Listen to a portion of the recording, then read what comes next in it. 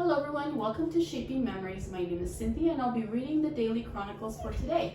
So today is Monday, August 15th, and today is National Lemon Meringue Pie Day.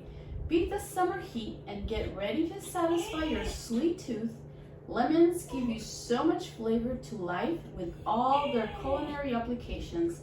Bake a pie to share with friends today. Holly. Hey, Holly. That is Holly, my sister's dog. So she's here with us and she'll be listening in. And Eye in the Sky. Anyone who has traveled to the Grand Canyon cannot help but be impressed by the 1 mile deep fissure. Now imagine a canyon of intense fire 12,000 miles deep. Such a fissure recently opened on the sun. As this canyon of fire erupted, massive bursts of plasma were sent hurtling through space towards Earth. The result was a geomagnetic storm that knocked out satellites, disrupted power networks, and created particularly intense auroras at the poles, treating sky watchers to vivid light shows. Wow, it must have been a great show. And screen gems. This underwater explorer shouts, "Don't point the gun at him. He's an unpaid intern." Who said that? It was Bill Murray. And to set the record straight, George Washington's first president of the United States is known for cutting down a cherry tree. Young Washington received a hatchet on his 6th birthday and used it to cut down his father's cherry tree. When his father confronted him, Washington said, "I cannot tell a lie. I cut it with my hatchet." This story is supposed to demonstrate Washington's honesty and honor. Unfortunately, the whole thing was made up by Washington's biographer, Mason Locke Weems, who wanted to create intimate stories in order to sell more books, and he did. So what's all this about not telling a lie when this biographer lied? Oh well. And on this date, in 1057, in an event that inspired one of William Shakespeare's greatest tragedies, the Scottish King Macbeth was killed by Malcolm Canmore, son of King Duncan I, whom Macbeth had murdered 17 years before. And in 1877, Thomas Edison proposed that the word hello would be a more appropriate greeting when answering the phone than ahoy, as suggested by Alexander Graham Bell. Ahoy was the typical ship greeting at the time. Ahoy there, mateys. Can you imagine if they didn't change that? Every time you'd answer the phone, you'd say, ahoy! I'm glad they did. And in 1945, Japanese Emperor Hirohito announced to his people that he had accepted the term of surrender demanded by the Allies, effectively ending World War II. And Jazz Award Trivia. Oscar Peterson won 7 Grammy Awards for Best Jazz Instrumental Performance between 1975 and 1991.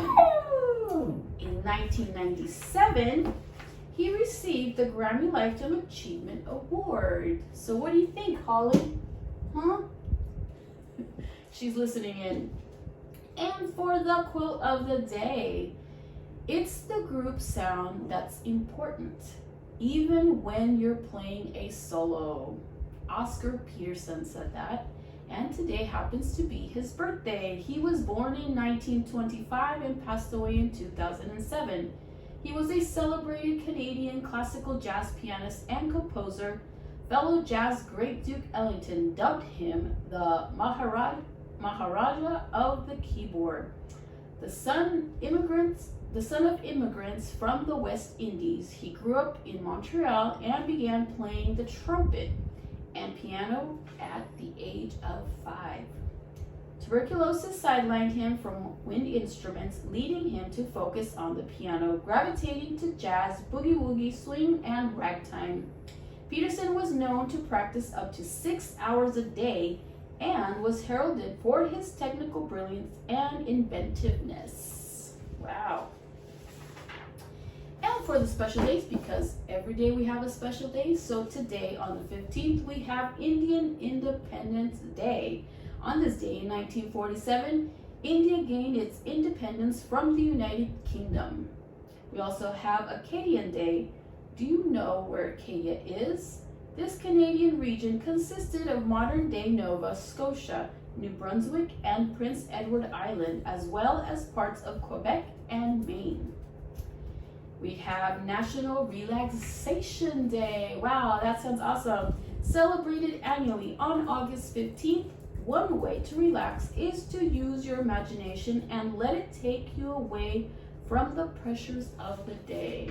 Another way for me is yoga. It does relax you. And we also have Leather Craft Day. Have you ever tried leather crafting before? I have some friends that like to leather craft.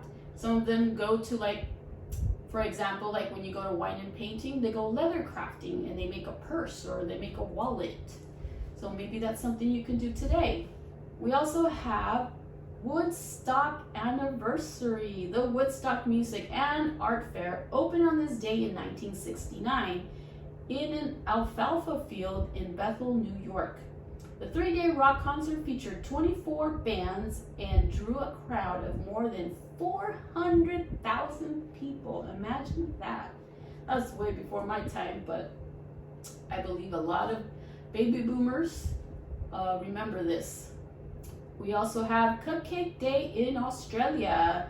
Cupcake Day is celebrated the third Monday in August, with proceeds going to support RSPCA and their work with rescuing animals.